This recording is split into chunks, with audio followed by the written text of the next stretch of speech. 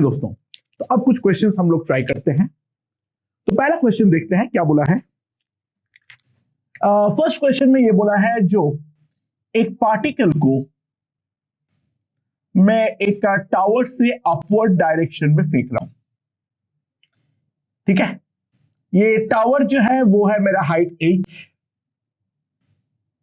Acceleration due to gravity downward है g, और यहां से मैं पार्टिकल को अपवर्ड डायरेक्शन में फेंक रहा हूं with a velocity of v0। ठीक है, समझ में? Calculate draw AT VT and XT graphs. अच्छा, एक चीज बोला हुआ है, जो जिस पॉइंट से मैंने फेंका हूं वो वाला लाइन को रेफरेंस लाइन लेना है। This will be my the reference line, और रेफरेंस लाइन से अपवर्ड डायरेक्शन को पॉजिटिव लेने बोला गया है और डाउनवर्ड डायरेक्शन को नेगेटिव लेने के लिए बोला गया है।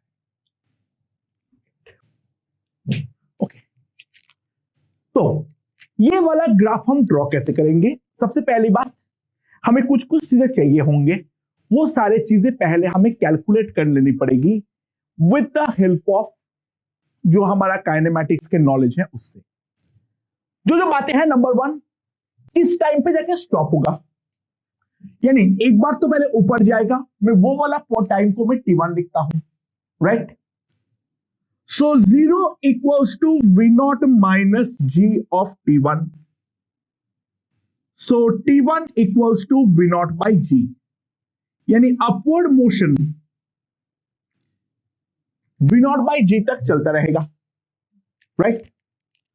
अच्छा, उसके बाद दूसरा, जो टोटल टाइम ऑफ फ्लाइट कितना होगा, यानी यहां से पूरा ग्राउंड में हिट करने में टोटल कितना टाइम लगने वाला है, अगला कैलकुलेशन वो होने वाली है। तो उसके लिए अगर हम लिखें minus h equals to v0 t2 minus half g t2 square, ये हम लोगों ने लिखना सीखे थे, तो इसको लेकर मैं वापस दिमाग नहीं लगाऊंगा। तो half g t2 square minus v0 t2 minus h equals to 0। ठीक है, तो मेरे पास t2 का वैल्यू क्या आएगी, v0 plus minus under root v0 square plus 2gh upon g, ये आएगा मेरा t2। ये है मेरा टोटल टाइम ऑफ फ्लाइट जब तक ये हवा में रहने वाले हैं। अच्छा, इसके अलावा और एक चीज चाहिए होंगे, h max। h max में कैसे निकालूंगा, ध्यान देना, 0 square equals to v0 square minus 2g into h max। तो h max का जो वैल्यू आएगी that will be equals to v0 square upon 2g, यानी रेफरेंस लाइन से एट मैक्स वो इतना हाइट तक ऊपर जाने वाला है। So that will be the maximum possible positive displacement. And उसके बाद एक चीज ध्यान देना, जो भी हमारा मैक्सिमम नेगेटिव डिस्प्लेसमेंट होगा वो होगा मेरा माइनस h, क्योंकि वापस जाके तो वो ग्राउंड पे टकरा जाएगा। अच्छा, ग्राउंड पे टकराने के बाद का ग्राफ हमें ड्रॉ नहीं करना है, हमें केवल ग्राउंड के टकराने तक ही ग्राफ को ड्रॉ करना पड़ेगा, राइट? अच्छा, उसके बाद अगला, जो हमारा ग्राउंड पे वो आके हिट करेगा, ग्राउंड पे जब ये आके हिट करेगा उस टाइम पे इसका जो डाउनवर्ड वेलोसिटी होगा v, वो कितनी होगी? तो ध्यान देना, v square equals to v0 square plus 2 into minus g into minus h, क्योंकि नेट डिस्प्लेसमेंट माइनस h होगा। सो v की जो वैल्यू आएगी that will be equals to under root v0 square plus 2gh। Right?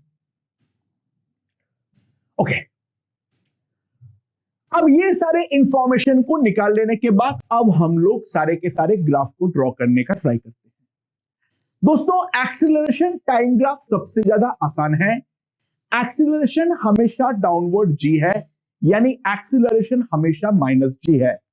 तो अगर हम acceleration versus time का graph draw करें, ध्यान देना, ये हमारा है ए और ये है मेरा टाइम एक्सिस, राइट? तो एक्सीलरेशन का जो वैल्यू होगी वो होगी हमेशा minus g. So the graph will look like this, और ये हमारा चलेगा टोटल टाइम t2 तक। ये हमारा चलेगा टोटल टाइम t2 तक, यानी जब तक ना पार्टिकल अपना ग्राउंड को टच कर ले। ये है हमारा acceleration versus time graph. A will be definitely constant, ठीक है? Now what will be the velocity time? दोस्तों ध्यान देना, कोई भी जनरल इंस्टेंट का वेलोसिटी अगर मैं लिखता हूं, कोई भी जनरल इंस्टेंट का, अच्छा बाय द वे इसको v मत लिख के u लिख दो, जो कि कंफ्यूजन ना हो, ठीक है? नाउ एक चीज तो ध्यान देना, for general instant, for general instant, v is equals to v naught minus gt। ये तो मैं डेफिनेटली लिख सकता हूं, राइट? सो अगर मैं वेलोसिटी वर्सेस टाइम ग्राफ को ड्रॉ करूं,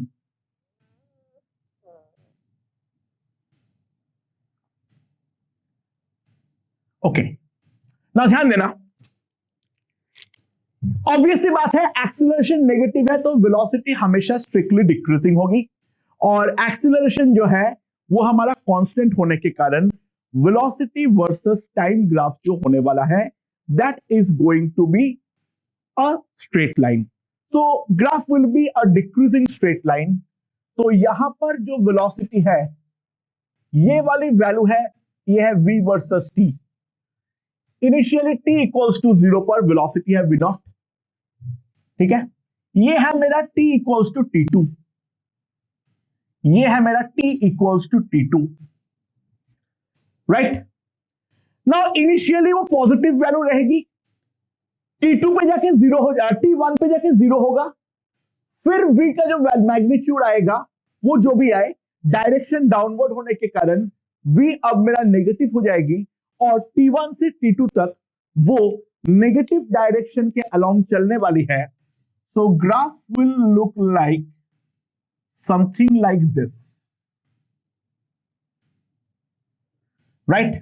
और इसका जो मैक्सिमम नेगेटिव वैल्यू है वो भी हम लोग निकाल रखे हैं, इसका जो मैक्सिमम नेगेटिव वैल्यू है वो भी हम निकाल रखे हैं, that will be equals to u, यानी मैग्नीट्यूड वाइज तो इसका वैल्यू u है, और मैक्सिमम नेगेटिव वैल्यू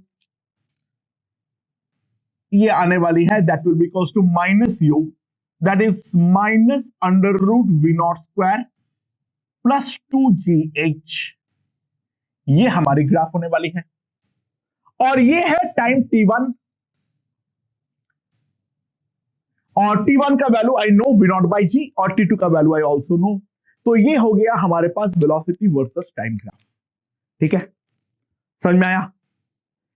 नाउ अब अगर मैं डिस्प्लेसमेंट वर्सेस टाइम का ग्राफ ड्रॉ करने जाऊं, पहली बात, एक्सीलरेशन हमेशा नेगेटिव है, तो D square x by D T square हमेशा नेगेटिव है, यानी ग्राफ हमारा हमेशा कॉनकेव डाउन है, ग्राफ हमारा हमेशा कॉनकेव डाउन है। तो ग्राफ हमेशा कॉनकेव डाउन होने के कारण सिंपल सी बात है, ध्यान देना, अगर मैं x वर्सेस t का ग्राफ ड्रॉ करूं, क्या होगा मेरे पास? This is x, this is t। यहां पर मुझे ग्राफ को दो हिस्से में तोड़ना पड़ेगा, ध्यान देना, यहां पर होगा t1 और यहां पर होगा t2, राइट? अच्छा, अगर मैं 0 से T1 के बारे में बात करूं, V मेरा डिक्रीजिंग तो है लेकिन पॉजिटिव कम से कम है, A हमारा नेगेटिव है, तो 0 से T1 के दौरान अगर हम बात करें तो V पॉजिटिव यानी X will be increasing and A negative, so it will B concave down, यानी ग्राफ जो होगा यहां पर it will be a increasing and concave down, और यहां पर जो x का मैक्सिमम वैल्यू होगा वो भी हमने निकाल रखे थे, it will B v naught square by 2g। अच्छा, जितने टाइम पे ये ऊपर जाएगा उतने टाइम पे ये वापस रेफरेंस लाइन पे आएगा। तो T1 के बाद अब v भी नेगेटिव हो गया है, g तो नेगेटिव है ही है, तो ऑब्वियस सी बात है ग्राफ अब डिक्रीजिंग और कॉन्केव डाउन होगी, और ये पूरा T2 तक चलता रहेगा। बिटवीन दिस इंटरवल एक जगह पर वो काटेगा, एंड ऑब्वियस सी बात है ऊपर जाने में अगर v naught by g time लगा, तो नीचे आने पर इस रेफरेंस लाइन पे वापस वी नॉट बाई जी का टाइम लगेगा। सो ये वाला जो टाइम होगा that will B 2T1, and इसके बाद T2 पर जब ये पहुंचेगा, उस टाइम पर जो डिस्प्लेसमेंट होने वाली है that will be equals to minus h. So this will be the nature of the graph. हम लोग साफ साफ देख सकते हैं किस तरीके से हमने ड्रॉ किए। 0 से T1 G negative, graph concave down, V positive यानी इंक्रीजिंग, तो it will be an increasing concave down graph. उसके बाद G negative, V negative always from T1 to T2, V negative, so graph will be decreasing, G negative, so क्या हो जाएगा यहां पर graph हमारा concave down, it will be a decreasing concave down. एक time पे वापस डिस्प्लेसमेंट 0 होगी, यानी जब वो वापस अपना रेफरेंस लाइन को हिट करेगा, एंड उसके बाद ग्राफ फर्दर डिक्रीज करते हुए अपना मैक्सिमम नेगेटिव वैल्यू -h पे पहुंचने वाली है, जहां पर वो अपना ग्राउंड को हिट कर जाए। राइट? अच्छा, अगला क्वेश्चन ये है इसी के साथ related, draw the distance travelled,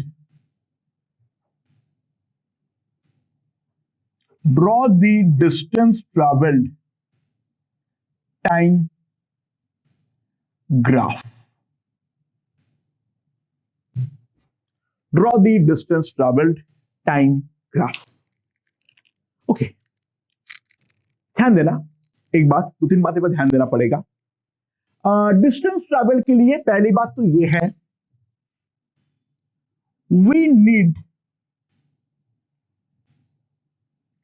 speed time graph. हमें डिस्टेंस ट्रैवल के लिए डेफिनेटली स्पीड टाइम ग्राफ की रिक्वायरमेंट है। अगला जो दूसरी बात है, फॉर 0 to T1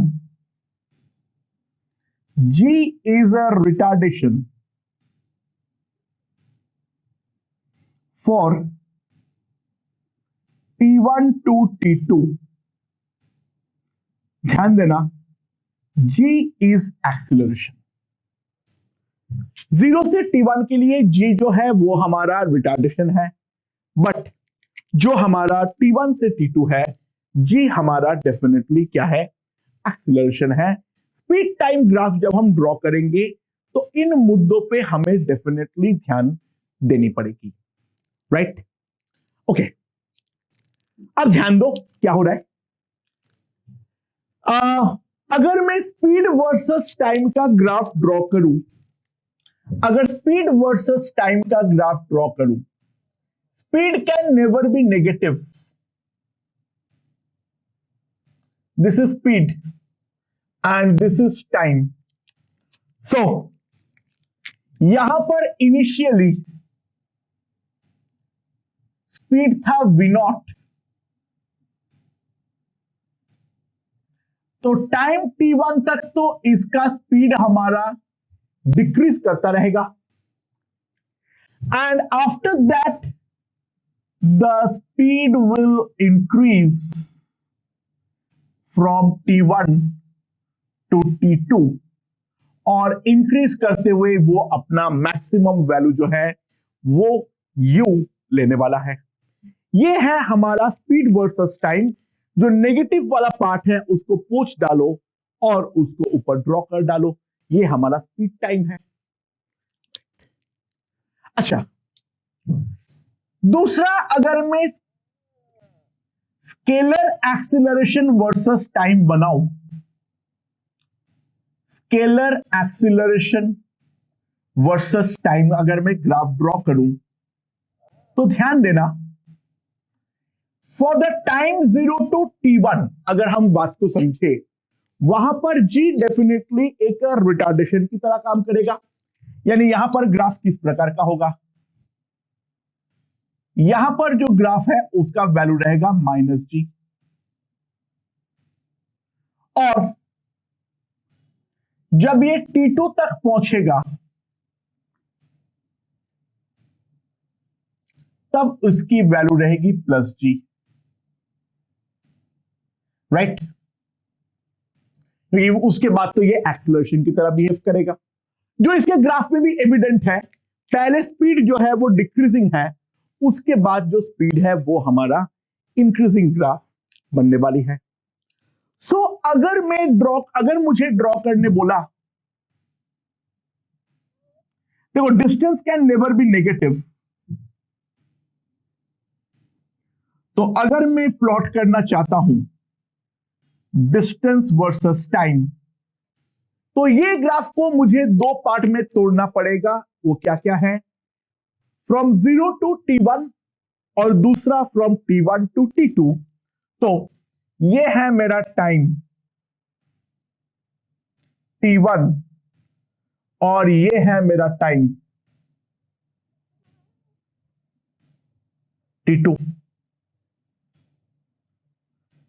ये है मेरा टाइम t1 और दूसरा है मेरा टाइम t2। समझ में आया है या नहीं आया है? अच्छा, 0 से t1 के बारे में अगर हम बात करें, स्पीड पॉजिटिव तो है ही है, तो ऑब्वियस सी बात है डिस्टेंस तो हमेशा ही इंक्रीज करती है, लेकिन रिटार्डेशन होने के कारण डेफिनेटली ग्राफ जो होगा वो मेरा होगा कॉन्केव डाउन। डेफिनेटली ग्राफ जो होगा वो होगा मेरा कॉन्केव डाउन। तो वो अगर कॉन्केव डाउन है तो 0 से t1 तक try to understand distance travelled और डिस्प्लेसमेंट एग्जैक्टली अपने आप को रिप्लिकेट करेगा। डिस्टेंस ट्रैवल और डिस्प्लेसमेंट एग्जैक्टली अपने आप को रिप्लिकेट करेगा, यानी यहां पर जो होगा इसकी मैक्सिमम वैल्यू आएगी v0² बाई ये वाला पॉइंट का वैल्यू, और डिस्प्लेसमेंट टाइम ग्राफ का वैल्यू एग्जैक्टली सेम आएगा, क्योंकि केवल और केवल अपवर्ड मोशन ही अभी तक हुआ है। तो एक डायरेक्शन के मोशन में डिस्टेंस और डिस्प्लेसमेंट डेफिनेटली हमारा इक्वल है। नाउ इसके बाद अगर हम देखें दोस्तों, तो ध्यान देना, अब जो है मेरा डिस्टेंस तो इंक्रीजिंग होगा क्योंकि स्पीड पॉजिटिव है, और ऊपर से अब एक्सीलरेशन हो रहा है, तो ग्राफ अब डेफिनेटली कॉन्केव अप होगा एंड ग्राफ हमारा इंक्रीजिंग होगा। यानी बेसिकली जो ये वाला ब्रांच है, इसको ये वाले लाइन के अबाउट 180 अगर हम फ्लिप कर दे, यानी ये वाला पार्ट को गोल घुमा के अगर ऊपर रख दे, in that case we will get the distance time graph.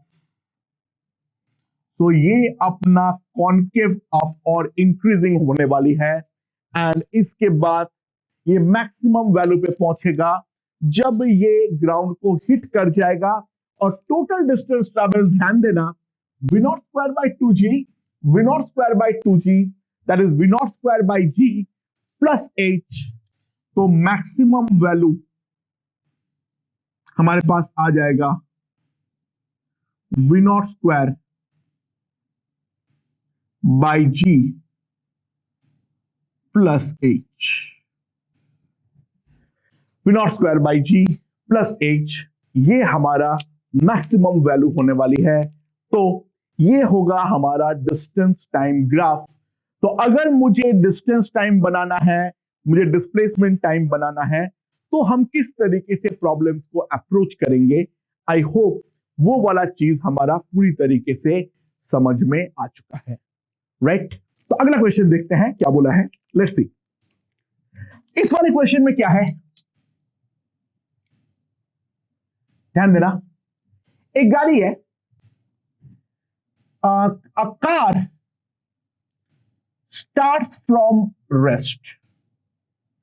A car starts from rest. और पहले वो एक्सीलरेशन दे रहा है अल्फा, ठीक है। Rich a maximum velocity, then retard at a constant rate beta,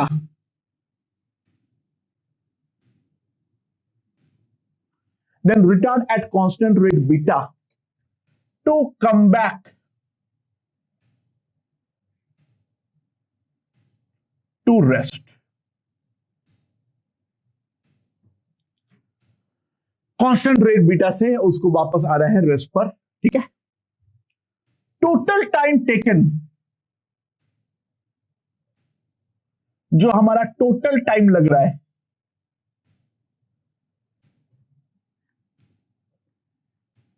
that is equals to t, ये दे रखा है। तो सवाल ये है, कैलकुलेट V max एंड दूसरा टोटल डिस्प्लेसमेंट x, उसका टोटल डिस्प्लेसमेंट कितना होगा और उसका मैक्सिमम वेलोसिटी कितना है। अब ये वाला क्वेश्चन को हम लोगों ने काइनेमैटिक्स में with the help of equation solve किए थे। अब हम देखना चाहते हैं क्या ग्राफ से हम इस क्वेश्चन को और आसानी से सॉल्व कर सकते हैं या नहीं कर सकते हैं। Let's see. सो अगर मैं यहां पर ग्राफ को ड्रॉ करूं, ध्यान देना, ये है हमारा वेलोसिटी, ये है मेरा टाइम। तो जब तक एक्सीलरेशन चलेगा तब तक मैं लिख सकता हूं v is equals to 0 plus alpha t, right. v is equals to 0 plus alpha t. और ऐसे करते करते करते करते वो अपना मैक्सिमम वैल्यू पर जाके पहुंचे, and let that be v naught, ठीक है, let that be v naught. उसके बाद रिटार्डेशन होना डेफिनेटली चालू हो जाएगी। वहां पर भी ग्राफ भी डेफिनेटली हमारा लीनियर होगा, ये वाला ग्राफ हमारा लीनियरली इंक्रीजिंग होगा, और फिर उसके बाद ग्राफ बनेगा लीनियरली डिक्रीजिंग। सो अगर हम ध्यान दें तो ये है हमारा सिनेरियो। ये तो चलो अब समझ में आ गया होगा, तो वापस ड्रॉ नहीं करते, लिखते नहीं है। यहां पे हमारा इनिशियल वेलोसिटी है 0, फाइनली ये वापस रेस्ट पर आ चुका है। ये जो टोटल टाइम है वो टोटल टाइम भी हमें दे रखा है, राइट। नाउ ये है हमारा maximum velocity that is equals to v naught. Now अब दोस्तों मान लो ये एक्सिलरेट करता है up to a time of t1, तो बाकी टाइम डेफिनेटली वो रिटार्ड करता है। अच्छा, अगर कांस्टेंट एक्सिलरेशन है दोस्तों, तो ये वाला एंगल को अगर मैं थीटा बोलता हूं और ये वाला एंगल को अगर मैं फाई बोलता हूं, ध्यान देना ये स्लोप वाला एंगल है, ये वाला फाई जो है वो है 180 माइनस हम अल्फा, अल्फा नहीं, चलो गामा, ठीक है। सो टेन थीटा का वैल्यू सिंपल सी बात है आने वाली है अल्फा, दैट इज एक्सीलरेशन, क्योंकि स्ट्रेट लाइन अगर है इसका स्लोप ही हमारा एक्सीलरेशन होगा। और यहां पर जो हमारा मैग्नीट्यूड ऑफ स्लोप होगा tan फाइव, अब स्लोप तो नेगेटिव है पर उसका जो मैग्नीट्यूड होगा that will be equals to beta, right. अच्छा, ध्यान देना जो टोटल डिस्प्लेसमेंट है वो डेफिनेटली हमारा एरिया अंडर द कर्व यानी the area of the triangle है। अब यहां पर पॉइंट ओ है, यहां पर पॉइंट ए है, यहां पर पॉइंट बी है, यहां पर पॉइंट ओ है, यहां पर पॉइंट ए है और यहां पर पॉइंट बी है। नाउ अब फंडा ये है जो मैं टोटल डिस्प्लेसमेंट किस तरीके से निकालूंगा, लेट्स सी। अच्छा, अगर मैं ट्रायंगल, इसका एक नाम दे दो, चलो ए वाला पॉइंट का नाम सी दे दो। ट्रायंगल ओ ए सी के बारे में अगर बातचीत करें तो tan theta that is alpha will be v naught by t one, और एंगल अगर ट्रायंगल में ए सी बी के बारे में बातचीत करो तो tan five that is beta that will be v naught by t minus t one. ना अब मैं दोनों वी नॉट को अगर इक्वेट कर देता हूं तो मेरे पास सिंपली आ जाएगा alpha t one is equals to beta into t minus t one. So t one का वैल्यू आ जाएगी beta t divided by alpha plus beta. T one is equals to beta t divided by alpha plus beta. ये है मेरा T1 का value, और ये T1 का वैल्यू को अगर मैं पुट कर देता हूं तो तुरंत मेरे पास क्या आ जाएगा, V0 का वैल्यू। सो V0 मेरे पास डायरेक्टली आ जाएगा alpha into T1 that is alpha beta T. हम देख सकते हैं हम काफी ज्यादा आसानी से यहां पर V0 का वैल्यू निकाल लिए हैं। याद करो वहां पर हमें काफी ज्यादा मेहनत करना पड़ा था, बहुत सारी चीजें देखनी पड़ी थी। यहां पर directly by the application of slope हम ये वाले क्वेश्चन में दो ट्रायंगल के हेल्प से मैक्सिमम वैल्यू V0 को ले लिए हैं, और जो हमारा डिस्प्लेसमेंट है वो इस ट्रायंगल का एरिया है। सो सिंपल सी बात है, मैं लिखूंगा displacement x is equals to the area of the triangle, the area of the triangle that is equals to half into base into height. Now the length of the base is nothing but t and height is nothing but V0. So यहां पर अगर V0 का value अब मैं substitute कर देता हूं, I will get alpha beta T square by 2 times alpha plus beta. ये मेरे पास आ जाएगा the total displacement of the particle. तो एग्जैक्टली सिमिलर और एक क्वेश्चन देख लेते हैं जो हम लोगों ने वहां पर काइनेमैटिक्स में किए थे। क्या बोला है, ध्यान देना। यहां पर बोला है जो पार्टिकल पहले यू इनिशियली पार्टिकल रेस्ट पे था, अब वो एक्सिलरेट कर रहा है eight 5 metre per second square. ठीक है, अब ये 5 मीटर पर सेकेंड स्क्वायर से पहले एक्सिलरेट कर रहा है। Maintain reach a top speed, reach our top speed and maintain that speed। एक टॉप स्पीड पर पहुंचेगा and maintain that speed for some time, उस टाइम के लिए उसको मेंटेन करेगा, right. And then it will retard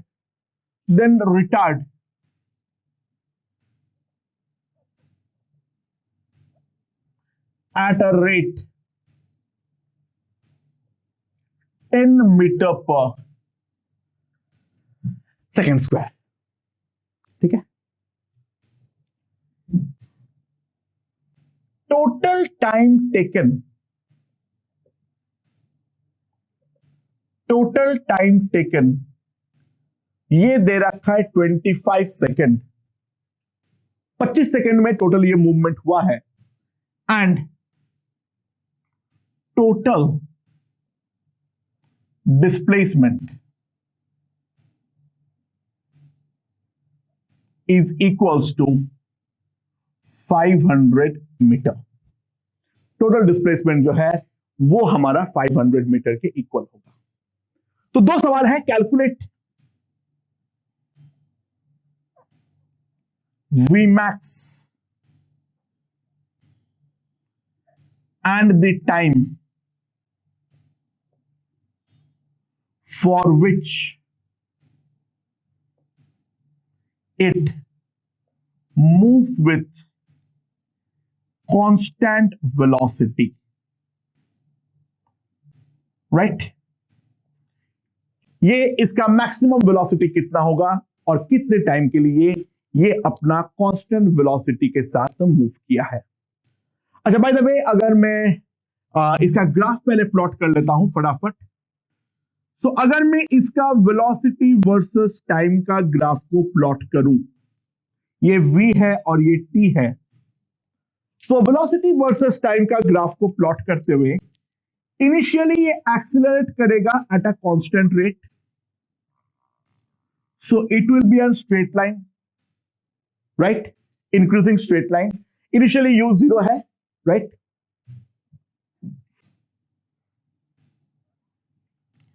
फिर कांस्टेंट वेलोसिटी से मूव करेगा and then it will retard to वापस come back to rest. Okay, now यहां पर ये टोटल टाइम जो है वो दिया हुआ है 25 सेकेंड। ओके, और दूसरा और एक चीज दिया हुआ है वो है एरिया अंडर द कर्व, क्योंकि वेलोसिटी टाइम ग्राफ के अंडर का जो हमारा एरिया होगा that will be equals to the displacement जो हमें ऑलरेडी दे रखा है 500 मीटर। तो ये वाला ट्रापीजियम का जो एरिया है that will be equals to how much? That will be equals to 500. Okay दोस्तों, ध्यान देना बाय द वे, ये वाला एंगल को अगर मैं थीटा लिखता हूं और ये वाला एंगल को अगर मैं फाई लिखता हूं, तो मान लो ये वाला टाइम है टी नॉट, ठीक है, ये वाला टाइम है मान लो T naught. By the way साफ साफ एक बात है, tan theta that is equals to the acceleration, that is 5, and tan theta can be also written as v naught by t naught। तो पहली बात तो v naught का वैल्यू हमारे पास आ चुका है, कितना, 5 t naught, ये हमारा v naught का वैल्यू है। और यहां पर अगर मैं देखूं तो मेरे पास जो tan phi का वैल्यू आएगा, tan phi that will be equals to v naught by t1, right? t1 ये वाला टाइम जितना लग रहा है वो मैं in terms of t not लिखूंगा, इसलिए कोई नया वेरिएबल ले नहीं रहा हूं। ये वाला टाइम मान लो t1 लगता है, तो tan phi is v naught by t1 and that is equals to 10 the magnitude of the slope। so अगर हम ध्यान दें, T1 मेरे पास आ जाएगा V naught by 10, but V naught is nothing but 5 T naught, तो ये मेरे पास आ जाएगा T naught by 2, राइट, ये मेरे पास आ जाएगा T naught by 2। तो ये अगर मेरा T naught है तो ये वाला टाइम जो है that is T naught by 2, but total time जो लगता है that is equals to how much, that is equals to मेरे पास आ गया है 25 सेकेंड। सो कांस्टेंट स्पीड से जितनी देर चल रही है वो है 25 माइनस 3t0/2। ये इतने पार्ट का लेंथ है, जो ये वाला लेंथ भी है that is 25 minus 3t0/2। Now area of the trapezium क्या होता है? Area of the trapezium A, जो कि हमारा 500 दे रखा है, that is half into sum of two parallel sides. यहां पर ये वाला है 25, ये वाला है 25 माइनस 3t0/2, तो सम कितना हो जाएगा? 50 minus 3t0/2 into the maximum height, the parallel side के बीच का distance, that is equals to 5t0। That is the equation. और ये वाला क्वाड्रेटिक को सॉल्व करते हुए मेरे पास t0 का वैल्यू आ जाएगा। चलो सॉल्व कर लेते हैं, थोड़ा ट्राई करते हैं। बाय द वे 2 से मल्टीप्लाई कर दो और 5 से डिवाइड कर दो, तो ये 100 हो जाएगा, तो 200 is equals to 50t0 minus 3t0² 2। सो 3t0² 2 minus 50t0 plus 200, that is equals to 0. So क्या आ जाएगा? अब 2 से मल्टीप्लाई कर दो, 3t0² minus 100t0 plus 400, that is equals to 0. So t0 का value minus b plus minus √b² minus 4ac कितना आ जाएगा? ये 4 to the 12, 12 into 400, 4800 by 6। अच्छा बाय द वे ध्यान देना, t0 का जो वैल्यू है वो हमारा 25 से बड़ा हो ही नहीं सकता है, राइट? इनफैक्ट उससे भी छोटा, मिनिमम ये वाला टाइम एट मैक्स 0 हो सकता है, मतलब छोटा से छोटा। तो t0 का जो मैक्सिमम वैल्यू है, अगर हम देखें इसको इक्वेट टू 0 करके, इट विल बी 50/3। सो इतना तो हो ही नहीं, मतलब 50/3 से ज्यादा तो हो ही नहीं सकता है। तो इट इज क्लियरली यहां पर प्लस साइन जो है वो फर्जी है। ऑलरेडी 50/3 है, प्लस करूंगा उससे तो बड़ा हो ही जाएगा, तो डेफिनेटली यहां पर माइनस साइन ही करना पड़ेगा, राइट? तो ये हो जाएगा 5200, तो ये मेरे पास आ जाएगा 100 माइनस 10√52/6। नाउ √52 को अगर मैं देखूं, इट विल बी 20√13। नाउ √13 का वैल्यू अगर हम कैलकुलेट कर ले जल्दी से एक बार, तो कितना आ जाएगा? 13, 3 3 9, 406, so practically 3.6, we can simply take it as 3.6, right? तो कितना आ जाएगा? 100 minus 72/8, so it will be 28/6, that is a 14/3 second. ये मेरे पास t0 का वैल्यू है। तो कितनी देर के लिए वो कांस्टेंट स्पीड से चला है? पहला सवाल तो ये पूछा गया था। सो t1 25 माइनस 3t0/2, सो कितना आ जाएगा? 3 कटेगा, इट विल बी 18 सेकेंड। तो 18 सेकेंड तक ये कांस्टेंट स्पीड से चला था, पहली बात। और मैक्सिमम स्पीड अगर कोई पूछेगा, जो हमारा v0 का वैल्यू आएगा, that v0 will be equals to 5t0, तो 5 into 14/3, that is 70/3, that is 23.33 meter per second. So that is the maximum speed of the particle. So obviously graphical analysis से ये वाला क्वेश्चन काफी आसान बनता है as compared to non-graphical analysis. Problem practically यहीं पे खत्म हो गया था, उसके बाद तो कैलकुलेशन था. वो तो ठीक है, अगर डेटा सेट करके देगा, मैं तो रैंडमली डेटा दे रहा हूं, तो वो अगर डेटा सेट करके एग्जाम में देगा तो क्वाड्रेटिक बढ़िया बनेगा, आसानी से सॉल्व हो जाएगा. अगर नहीं भी दिया तो फर्क नहीं पड़ता है, ठीक है, सॉल्व तो हम कर ही लेंगे, राइट. बट ऑब्वियस सी बात है, नंबर ऑफ वेरिएबल्स जो हमें लेना पड़ता है वो ग्राफिकल एनालिसिस से इस प्रकार के प्रॉब्लम में डेफिनेटली ड्रास्टिकली रिड्यूस हो जाता है. तो ऐसे क्वेश्चनों में हम ग्राफिकल एनालिसिस का डेफिनेटली हेल्प लेने वाले हैं दोस्तों. ओके